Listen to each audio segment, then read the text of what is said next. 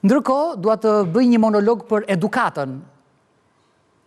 Ne, me edukatën, takojmë njërë në 75 vjetë, kur kalon kometa Halley.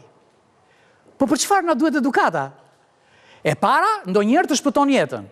E dyta, të bën me lek, për shembull mendoni marrëdhënien që mund të kemi me turistët, në rastin e jemi më të edukuar. E treta, të kursen energjinë. Por si kemi ne marrëdhëniet me edukatën?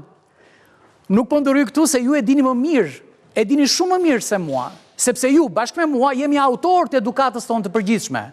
Mjafton të shikoni familjen që ka humbur forcën për të edukuar. Mjafton të shikojmë shkollën, shkolla është bërë më e holla. Shikoni se si ne prishim radhën, shikoni se si nuk dim të komunikojmë. Të gjitha këto ndikojnë jetën tonë. Unë nuk dua t'ju bezdis shumë se e di që do prekeni në rast se unë do flas gjatë për edukatën.